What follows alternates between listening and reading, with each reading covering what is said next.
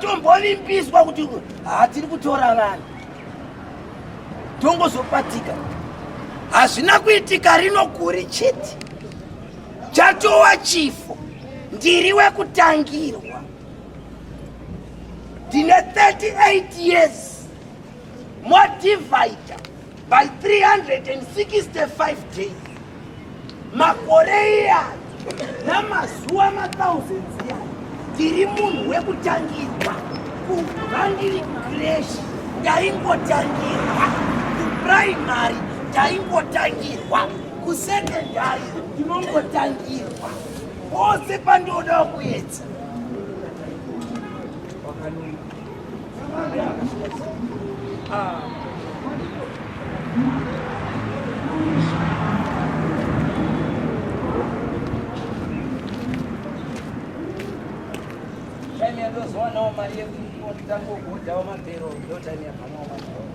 Time yenda sokuda ka passport ndawo ndichenda ku South Africa ndo papa muko dudula.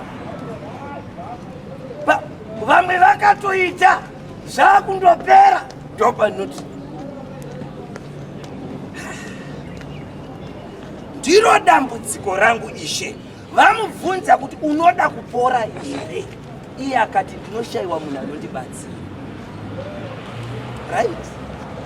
Zvinoenderana papi? Indi kutasira kuti achati hongu kana kuti kwete. Pane chinhu chaadzidza in 38 years aripo. Ane something chaakadzidza, ane something chaakadiscover. Chaakadiscover ndichi wakadiscover kuona kuti pane rimwe dambudziko randinaro.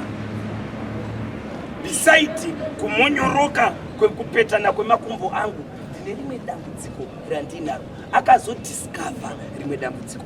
Kune rimwe dambudziko rinouya kuzoti uone rimwe dambudziko rawinaro. Pamwe venyu nhasi zuva risati ranyura unenge wadiscover a new problem yawanga unayo for years. Akadiscover kuti okay, nekuda kwekushayiwa makumbo kwakamupa kuti aone kuti haana munhu.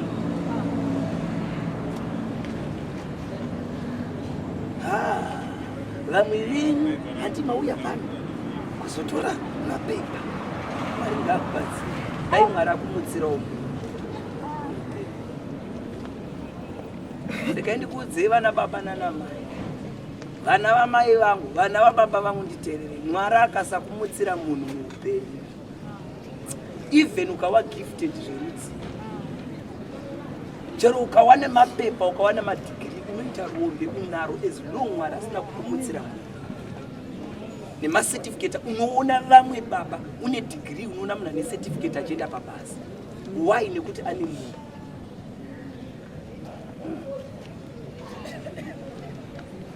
Kana Mwari anoti ishe handina munhu anoti panovhurikawo opportunity undipushirawo, handina 38 years. Why ndiri kudaro ishe?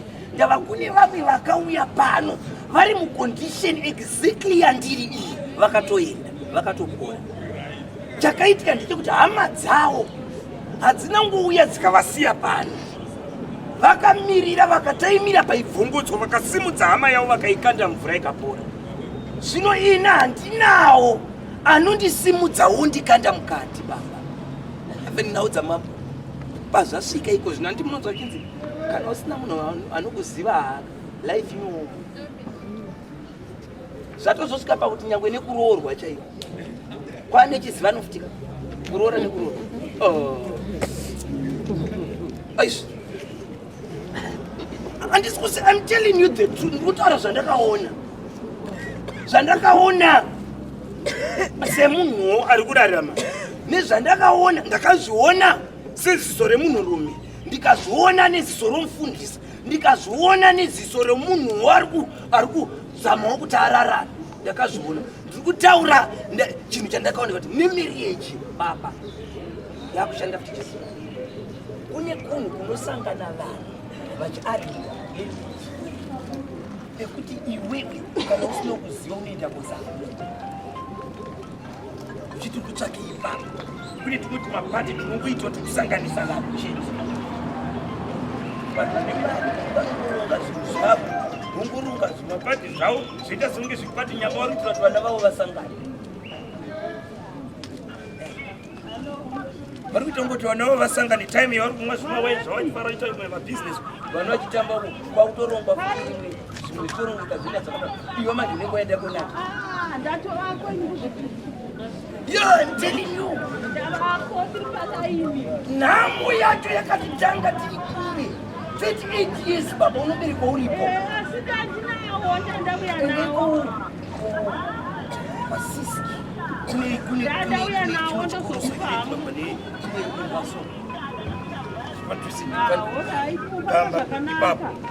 Pane vana vechikoro maprimary anenge aripo umwe musi ndakaendapo sikanzi vana vari kumasports venga vari paseri pakakona kakadaiso kawaidirana mvura ndo masports achena waidirana mvura nemavhu vari hawo ipapo pachikona ipapo ndo kaground kari ipapo right ndobva ndabva ikoko ndakuenda kunoshumira kuchipatara ndakakasikisa bva ndanomira pane kagolf club kari apapo pamusoro vandaona pane vana vakanga vachitamba cricket vari ipapo nematicha avo chinja ndakatanga kuona ndechekuti type ya ticha wacho naticha aruku neground iri kushanda ndakabva ndaziva kuti ava vana vari uku ava ndo vakagadzirwa kuti vachashandirwa ava ruku ndo vachashandira kubikwa vashandi kubikwa vashandirwe kuona zvinotogara chisystem chinogara chakatorongeka chakadaro chero mwarenga akakupa chipo cherugby chinoshanda kupiwa chidzidza pachikoro chisina kana ground rugby ukatoonekwa chida kukanda unotodzibisikawa hayi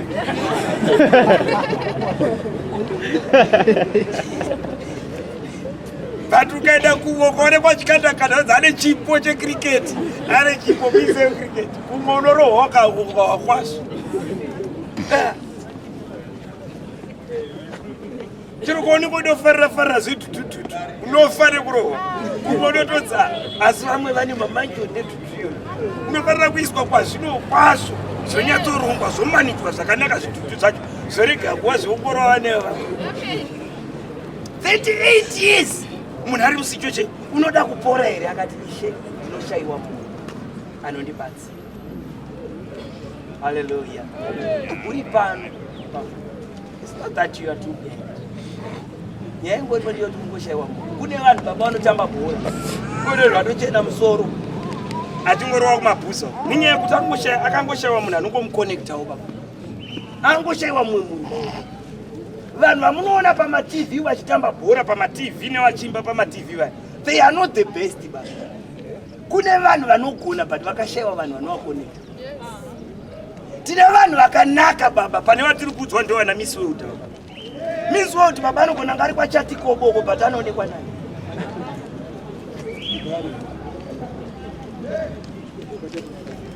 oshayiwa munhu kawana munhu baba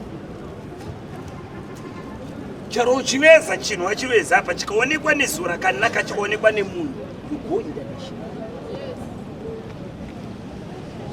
akati ishe ndiri kushayiwa munhu enda uende kuvanhu vanoita ati unonzwa tsitsiri choona zvimwe zvipo baba enda unotarise vana vachiimba uko vachitamba kutamba chete tinyazoona kuti mwana ane chipo chekutamba but nenyaya yekuti baba hatina munhu totomumanikidzira chitopasa ya 5 o level because kutoti at least maybe ungatoonekwawo but still zvakangooma kudaro mwari tibatsirei tinodawo munhu ndashayiwa munhu jesu achingonzwa kuti chauri kutsvaka munhu akati nau ndauya iyi simuka ufana toda kukuratidza zvakaitika pachapter 3 chinova chimwe chechinhu chekuti makristu tiri pana pachapter 3 yaacts saka panda kupa prayer point yekuti kuti ishe mwari ndinokutenda nezvose zvandinazvo asi ndaikumbira kuti mundimutsirewo for me kuti ndigone kuenda kuSouth Africa god I need a connection handina kana hama yandoziva iri kuindia asi imi mwari munawo vanhu ndimutsirewo tine vanhu vakwamerika asina akaendako through a stranger munhu amutswana dzimba dzese dzauri kuona dzakamira mamarriages vanhu vaingomutswa naMwari. Wosanganisa Mwari, ungosanganisa Mwari ngaakusanganisewo nemunhu ane chekuita nefuture yako, ane chekuita nedestiny. Muupenyu marwadzo atinawo nemufaro watinawo vana baba nana mai, wedza mazvitenda kana kuti mazviramba, irizauti yemumwe munhu wawakasangana naye. Kwese kuti wakumana upenyu hwangu baba zvauri izvozvo zvakakonzereswa nemunhu wawakasangana naye. If you are regretting, if you are bitter, munhu wawakasangana naye. Kana uri kufara, munhu futi wawakasangana naye. Izvezvi hatichaimwe munhu anogona kuti wakomana daenda ndisina kusanganiswa nanhingi upenyu hwangu uri pakanaka. Kunezvi baba wakasanganiswa nemunhu akakudzorera 10 years back. Nyatsunoti asi Mwari unoita kunge uchabvunza Mwari ndingandatadzei kundisanganisa nanhingi, ndingandakutadzirai chii chaizvo. Kwaita mumwe munhu woti Mwari makandisanganisa nemunhu pachitupa sekutamba, but zvakazoitika muupenyu hwangu zvaka kungosangana nemunhu mubhazi life yakabva yachinja.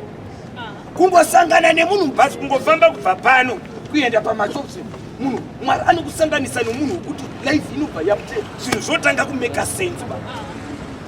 Kuna munhu wekuti wasanganiswa naye muno muna August, by December unenge wamuchipatara. Kuna munhu wekuti wasanganiswa naye August uno, September unenge wakujeri neku unenge wakukwenya uri kuti but woman ndinga asi pane chimwe chakabonduudzawo so kusapoterera pane chimwe chinhu ndakatombozvinzwa ndi munhu yehasi rai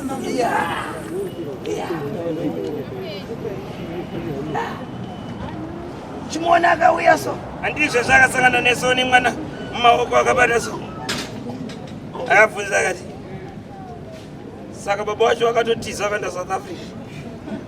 Mufungo akatondisira tu vamwe varume so tiza mwana sokuchidza mukadzi achitambura so Jehovha wati ndazowana anonyatsohwizisa nyamba da kupamba muitatu. Ishe ndiri muchimiro chakadai ndisanganiseiwo nemunhu ane chekuita neramangwana rangu, ndisanganiseiwo nemunhu Ishe zvandauya pano pachitupa, ndisanganiseiwo nemunhu zvandauya muno muguta ramasvingo, ndisanganiseiwo nemunhu ane chekuita neupenyu hwangu, ane chekuita nezvandiri kuvavarira muupenyu. Munhu anogamuchirawo kupfupika kwangu, munhu anogamuchirawo kusviba kwangu, munhu anogamuchirawo kutadza kwangu chirungu, munhu anogamuchirawo urema hwangu. Mwari ndimutsireiwo munhu.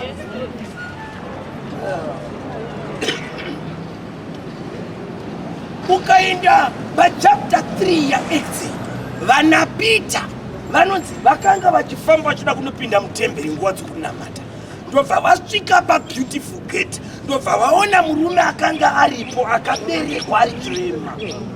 Vaimuunza ipapo kuti azokumbira mari. On that day akawanikwa achida kukumbira vaapostora vaJesu. Ndobva azosangana kwete nevanopa mari, asi vanopa zvazingatengeki nemari.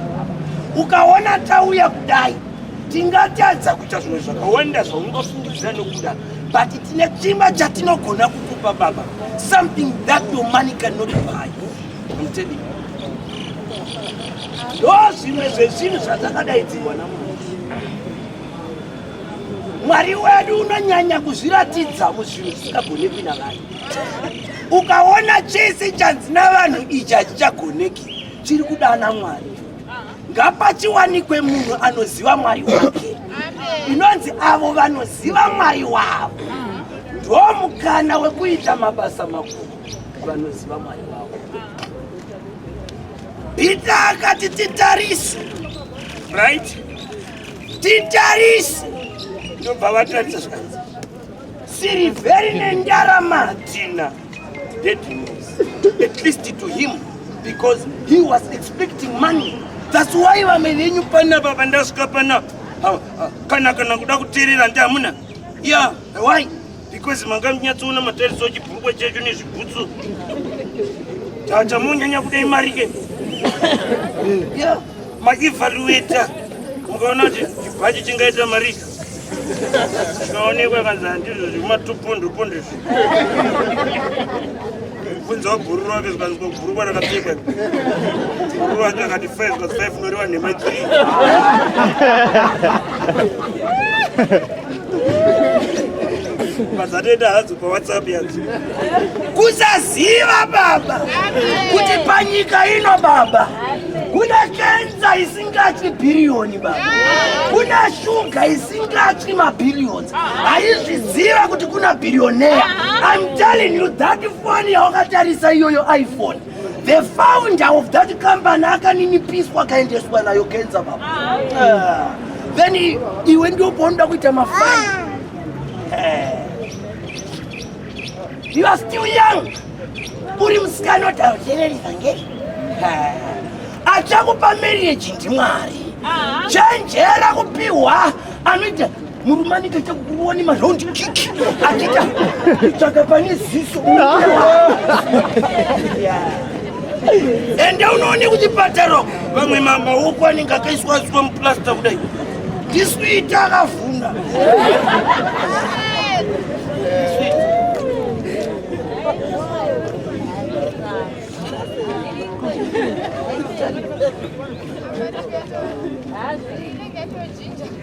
Idai Mwari pamazwe kunge muchine simba. Idai Mwari huro dzichagona kumedza sadza. Imbirai Jehovha mazwi muchinawo. Yawa mukaenda kuchipataro kuva mwakudya nemapaipi baba. Inyasha kunengu kula donuts uchitotsenga nomuromo. Wamwe riri kuenda ramvura kutsinga baba.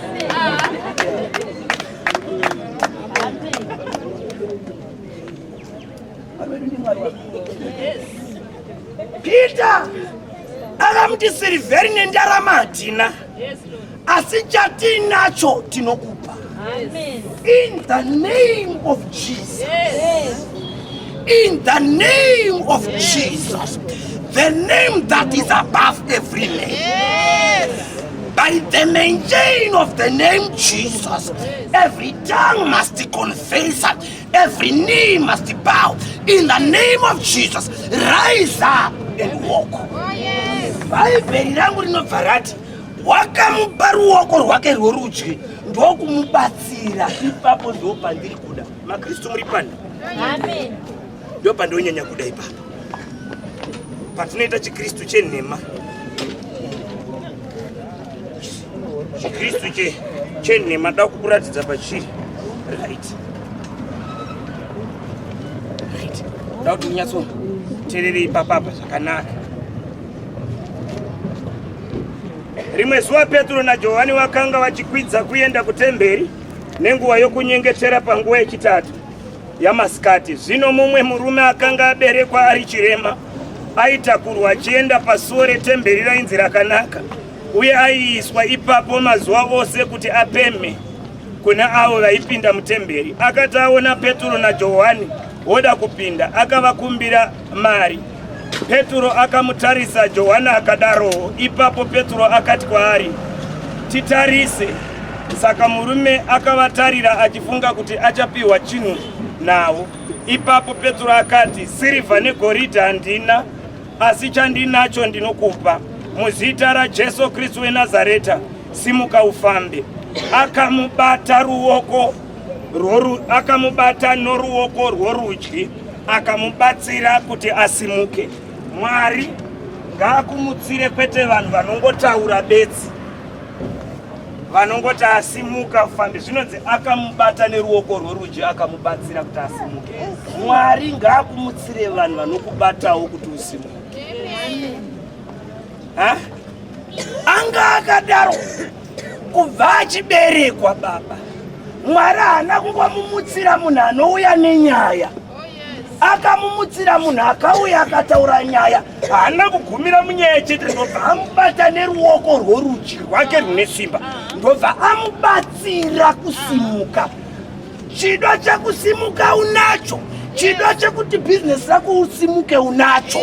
But let me tell you, now you need someone anokubatane okubatsira kuti usimuke. Unoda mubatsiri. Ivo kuti vafambewo vana Peter vakatobatsirwa. Kuti vave nemashopa ya baba vakabatsirwawo. Kuti vave nemastenda vanawo vakabatsirwawo. Unoda mubatsiri baba. Unoda mubatsiri. Atuti Mwari ndimutsire iwe mubatsiri. Your prayer ndoda kukuitira kuchita pamwe chete nene. Hazvinei kuti unotengesa spinet, hazvinei kuti unotengesa matombo ekukwesha manga, hazvinei kuti unoita chii baba chandoziva muupenyu hwangu naMwari wandoparidza. Goriati akadonhedzwa nekadombo. Vane mapfumo varipo vachitiza, vakatrenwa varipo asi vachitiza. Zvakatora munhu aive nekadombo akadobvisa. Mwari anodonhedza nhamo yako uchitengesa huchi kana harurwa baba. Vakaimba neharurwa kana Mwari akapindira muharurwa dzake. Kana Mwari akabuda munyaya dzako, nyangwe une kase imba hui wake, nyangwe une digiri hui wake, but Mwari akapindira baba, Mwari akapindira uchita zvakati. Goriati naye akashamisika, haana kumbobvira akafungira muhistory yake yekurwa kuti aizowisirwa pasi nedombo. Nhamo haisi kuchiziva kuti kune vamwe vanoidonhedzera pasi nekutengesa zvinhu zvifana. Nhamo ikatowira pasi. Nhamo inombobvira yaziva kuti munhu anogona kupambisa bhora so achingopambisa kutoita miliyonera nekupambisa bhora so. Nhamo inozviziva izvo kuti munhu engotamba bhora kudai otogohwesa life yotonaka nengotamba bhora. Baba zvazviri kungoda ndezvekuti Mwari apindire. Wakanaka hanzvadzi yangu kumeso, but now kunaka kwako ngakuchiti plus Jesus. Nokuti kunaka kwako kukati minus Jesus, kunaka kwako is going to be a disadvantage. Degree rako rikashaiwa Jesu rinoita tissue. Certificate rako rikangoshaiwa Jesu mira uone. Chipo chako chikashaiwa Jesu mira. But whatever baba, nyangwe une vana vatatu wakaitiswa wakamitiswa ukasiwa, Jesu akauya baba, inoita advantage. Kurambwa kunoita advantage. Kupera kwebasa, kudzingwa basa, Jesu akasvika kudzingwa basa kunoita advantage. Kudipotwa kunoita advantage baba. Kana Jesu achinge auya, every disadvantage will turn into an advantage. Asi Jesu akaita check out even marriage baba, inoita disadvantage. Kuroorwa kunokupotsesa zvakawanda kana Jesu asipo. Unotopotsa zvizhinji. Lauti Mwari uyai pano pandasvika ona kuwanda kwakaita vanhu, but woti Mwari chero vanhu vakawanda vakasvika uko, it's going to work for my advantage. Every burden becomes a blessing. Toda kunamata Mwari ndimutsire iwe. Hallelujah. Mwari toda kuti mundimutsire munhu for me kuti ndipromotwe pabasa. Mwari ndimutsirewo munhu anongorekomendawo Mwari. Ndimutsirewo munhu a link, a connection yekuti Mwari ndipindewo kueconnect. Mwari ndimutsirewo a connection yekuti visa ribude. Mwari ndimutsirewo a connection yekuti ndiwanewo basa kunze. Unongoda mumwe munhu nekuti kwauri kuda kuenda kwagara kutori nevanhu variko baba. Kutori nemunhu ari muofisi iyoyo baba. Kutori nemunhu akatobata chidhindo ichocho. Kungodhinda kudai zvako zvaita munhu baba. Mwari haasi kuzokutsiya chigaro chake kuuya kokuitira vanhu vaakasika kuti isu tichakuitira kana kuti inini ndichatoitirwa newe. Mwari ndimutsireiwo. Haleluya. Kana Mwari achigona kumutsira munhu naSatani anokumutsira. Nongopinda muofisi yemunhu anoita mapasipoti noona fesi yako inotanga kungomubhowa. Yes. Satani zvaneti. Yes. Fesi yako inokufungidza munhu akauraya imba yake. Yes. Tange muningina akati iye ko wakufanana nemunhu akanaiwe wabveka. Zvatotanga. Chero kapefumu kawakaisa kauri funga kuti kanonhuhwirira stereki ka Mwari akabva. Unopinda muofisi yemunhu atori nealeji akatoti naiwe ne. Zvachandiuraya. Kotonzi next ovira pasi iwo kwaifunga kapefumu kakanoti zvinoitwa naSatani yauri kufunga ndo best yako baba. Watoisawo kawivi kakanaka wakabrazilian wapfekawo zvakanakawo watomboendawo paGlasgow. Wauya uchifunga kuti uchaonekwa uchida wacho wakatageta ndiye anototanga kuti kahura mapfekere tumahuri but the same thing izvozvo zvopfekwa exactly izvozvo wozvipa mumwe munhu ari munyasha obva apfeka izvozvo akafa unozochinzi enda akakafitwa wewe. the same komendi dziri kusiyana pachinhu chimwe chete, chiri kusiyanisa baba chimwe china Mwari nyasha dzikaenda pamusoro pemunhu baba. Mistake is time. Yamunoti mistake inotonza istyle indi yakanaka style yakaita. Mistake yakatoitwa baba chihairstyle chakaiswa ichi chakadai pakatoitwawo mistake magetsi engatoenda but baba yatonza izvo ndizvo zvatoveko. Mistake yaitwa nemunhu ane grace baba inotrenda. Inotowa ndozvatova mustyle asina izvozvo akasara. Yeah. Twakunamata Mwari batsirei ndoda munhu. Inanzwa munhu ari kuda ngokutanga naye imba here achakuendesa kubasa here achakuita chandinongoziva ndechekuti between you and your destiny, between you and your dream, you need somebody anokuassist. Yeah. Unotodawo Joseph nehope idzodzo dzekunoita minister kuEgypt, unotodawo vane mabhiza awo nemakaravhani vachakutakura kukuendesa ikoko. Unotodawo vanhu vanotorotawo hope uchivadudzirawo kuti vazotaure nezvako. Unotodawo achataura nezvako kunzvimbo yausingakwanisi kusvika. David kuna akazoti ariko anogona kuridza mwanakomana waJese akarikomendwa nemunhu ari kupalace kwaasingasviki. Unoda mumwe munhu iwe haukwanisi kusvika kustate house asi kune vanhu variko. You need somebody ariko already kuti akurikomenda iwe uri kuno wozonzwa waakudanwa kuti uya kuno tanzwa nezvako. Mwari ngaakumutsire munhu anotaura zvakanaka pamusoro pako. Mwari ngaakumutsirewo Esther, ndiwe Mordecai, Mwari ngaakumutsirewo Esther. Hallelujah. You need somebody ari mupalace already. You need somebody atoriko already. Regai tinamate. Baba maita henyu mangwanani ano ndoda kukutendai nekuda kwehama dzangu. Irori ndo zuva rokutanga working week, oh God. Baba vangu ngariwewo zuva Mwari risingakanganisi mamwe mazuva ari mberi. Ndinonyengetera kuti zuva ranhasi ngarimake the beginning of new things muupenyu hwomumwe munhu. Baba vangu zuva ranhasi azorirangarire sezuva Mwari rakatanga kuitika zvinhu zvinobatika mukati muupenyu hwake. Musanganise iwo Mwari navanhu vanemuitira mwoyo murefu, vanhu vanomira naye nemwoyo inorevesa. Mumutsire iwo vanhu Mwari. Ndinonyengetera mutsvene waIsraeri. Hatingadai Mwari tichitaura nezvaRuth dai musina kumutsa Naomi. Baba ndinonamata pakati paRuth naBoazi pana Naomi aripo. Mutsaiwo Naomi connector this morning, oh God. Mutsaiwo munhu Mwari anoti achimuona anomudzwirawo ngoni, anoti achionawo mapepa ake anomudzwirawo tsitsi. Munhu ane mwoyo murefu wekuteererawo nyaya yake, ekunzwa nhunha dzake Mwari. Baba ndinonamata, ndinonyengetera nyangwe isu savanhu zvakatora Mwari munhu kuti Mwari tipinde musalvation iyi. Nazvino Baba muchiri kushandisa vanhu venyu from this place, from this level to another level.